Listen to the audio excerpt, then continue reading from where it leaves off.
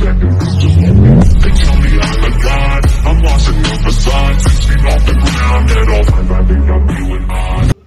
Assalamualaikum warahmatullahi wabarakatuh. Waalaikumsalam warahmatullahi wabarakatuh. Selamat pagi Bapak Guru dan teman-teman lainnya yang berbahagia. Marilah kita panjatkan puji syukur kehadiran Allah Subhanahu wa Ta'ala karena telah memberikan rahmat sehingga kita dapat berkumpul di ruangan ini. Perkenalkan, kami dari kelas 10 Tata Busana 1 akan mempresentasikan hasil diskusi dari kelompok kami. Saya, Afina Wirahmawati, yang akan bertugas sebagai moderator dalam diskusi kali ini mengenai materi hardware, software, dan brainware.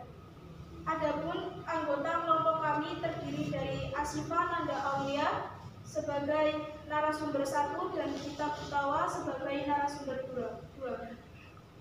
Dian Setiani sebagai operator, Eva Susianti sebagai kameramen 1, dan Dewi Renasari sebagai kameramen 2. Baik teman-teman, langsung saja kita mulai ke sesi yang pertama adalah pembukaan. Sebelum itu, marilah kita mengucapkan basmalah bersama-sama. Bismillahirrahmanirrahim.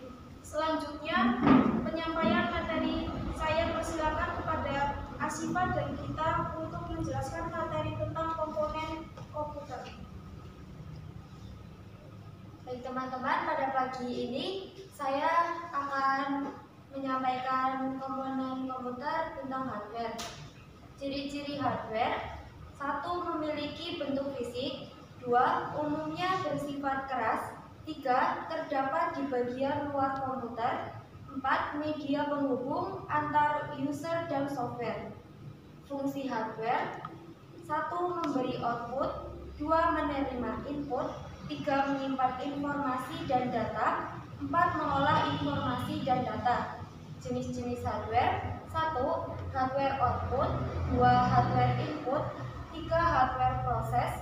4. Storage device. 5. Perangkat tambahan. Fungsi hardware: 1. Menerima output.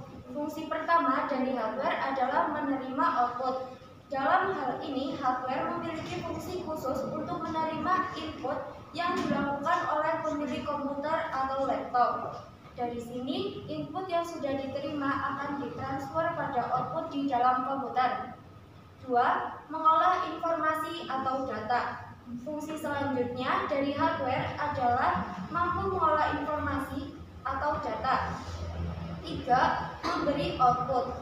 Selain itu, hardware juga berfungsi untuk memberikan output. Caranya, perangkat keras akan memberikan output kepada pengguna komputer atau laptop. Lalu, setiap output yang dilihat oleh pengguna akan ditampilkan lewat hardware tertentu. 4. Menyimpan data atau informasi. Fungsi terakhir dari hardware adalah menyimpan data atau informasi. Jenis-jenis hardware dan contohnya: 1. Hardware output.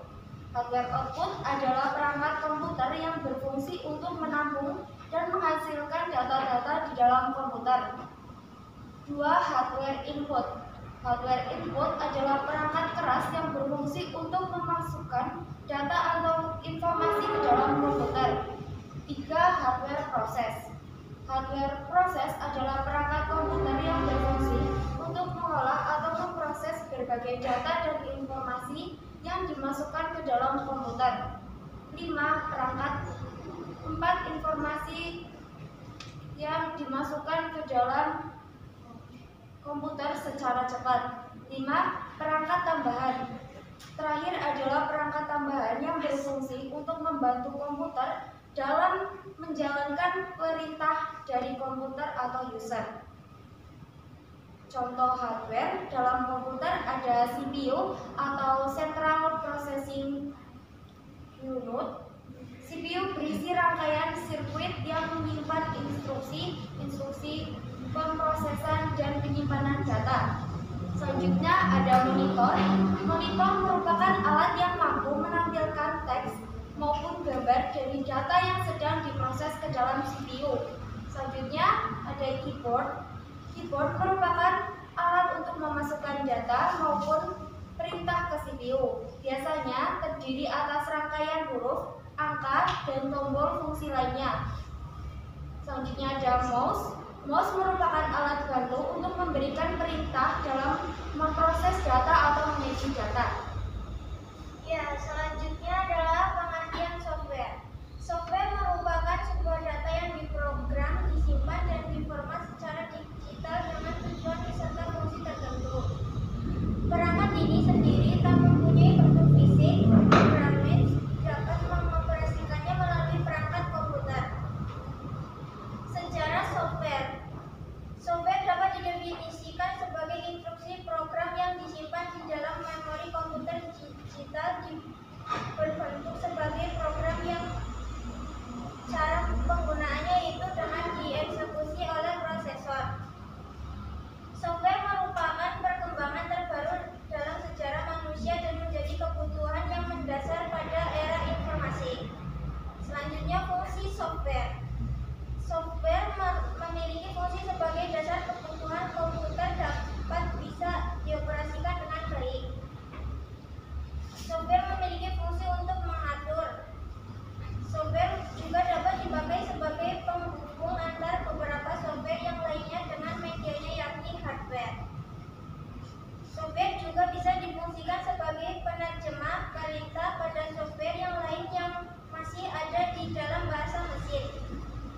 Selain itu, perangkat lunak komputer ini juga bisa keramik dipakai untuk mengidentifikasi sebuah program yang ada dalam komputer. Pembagian software berdasarkan jenisnya. Pertama, sistem operasi. Perangkat lunak jenis ini digunakan untuk mengatur tiap-tiap yang perangkat keras yang telah terhubung dengan CPU komputer. Sistem operasi juga memiliki fungsi dalam menerjemahkan kegiatan serta mengatur seluruh proses yang terjadi dan diperintahkan oleh user pada CPU sehingga perintah dari user tersebut dapat dikerjakan oleh komputer dengan baik. Mayoritas program software dirancang untuk bekerja hanya untuk kompatibel dengan satu sistem operasi perusahaan, seperti hanya Windows, Microsoft, atau hanya macOS Apple. Contoh sistem operasi software. Beberapa contoh dari software adalah Windows 10, Windows 8, Windows 7, Windows Vista, Windows XP, macOS Apple, iOS, Chrome OS, BlackBerry, tablet OS, Linux. Jenis software atau perangkat lunak berdasarkan distribusinya. 1. Firmware, freeware, adware, open source, malware, shareware, spyware. Selanjutnya ada brandware. Brandware adalah orang yang memberikan perintah atau menggunakan perangkat lunak atau software maupun perangkat keras atau hardware. Brandware berperan untuk memastikan komputer yang digunakan beroperasi sesuai kehendak pengguna. Sederhananya, brandware yaitu seorang manusia yang mampu menjelajah software maupun hardware pada komputer. Fungsi brandware bagi programmer merupakan orang yang mempunyai skill untuk membuat suatu program. Jenis-jenis brandware ada project manager, teknisi, operator, trainer, security specialist, web developer, system analyst, database administrator. Selanjutnya ada contoh brandware. Yang pertama ada Netter. Netter adalah istilah yang digunakan untuk menyebut para pengguna internet yang gemar mencari informasi secara aktif. Ada ADP Department. ADP atau Entry Data Processing bertugas mengolah data-data komersil milik perusahaan secara otomatis. Komponen brandware berdasarkan tugasnya dalam pengoperasian komputer, setidaknya brandware memiliki dua jenis komponen berbeda. Berikut ini penjelasannya. Hardware engineer. Komponen pertama, brandware adalah hardware engineer. di mana komponen ini lebih fokus pada hardware yang akan mengolah dan mengembangkan teknik atau kualitas produk. Cara yang dilakukan bervariasi termasuk ekspansi hingga merubah struktur program komputer. Contoh paling umum dari hardware engineer yaitu teknisi dan analis sistem. Selanjutnya ada software engineer.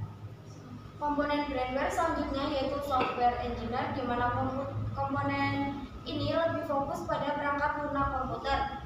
Posisi ini biasanya berisi orang-orang yang kompeten di bidang software development. Tugas paling umum software engineer yaitu merancang program baru atau mengembangkan program yang telah ada. Selanjutnya saya kembalikan ke moderator. Terima kasih kepada Asifa dan Gita atas penyampaian dari materi tentang hardware, software, dan brandware. Memasuki sesi berikutnya yaitu tanya jawab. Pada diskusi ini akan dibuka untuk bertanya kepada teman-teman yang ingin bertanya agar bisa mengacungkan tangan. Silakan yang mau tanya. Kak, saya izin bertanya. Mengapa keterampilan komputer penting bagi siswa? Baik, terima kasih untuk Mbak Arifah dari kelompok 5. Saya serahkan kepada narasumber untuk menjawabnya. Ya. Ya, alasan siswa harus mahir komputer adalah mampu memberikan peluang mendapatkan penghasilan tambahan. Apalagi jika Anda memiliki beberapa skill seperti desain grafis, mengelola website, dan masih banyak lagi. Bahkan dari hal kecil seperti membantu teman mengetikkan tugas, Anda akan mendapatkan pundi-pundi rupiah. Oke, pulang dulu. Sekian presentasi dari kelompok 4. Mari kita mengucapkan Alhamdulillah. Alhamdulillahirrahmanirrahim. Saya sebagai moderator mohon maaf atas kekurangannya dan terima kasih untuk perhatiannya. Wassalamualaikum warahmatullahi wabarakatuh. Wah.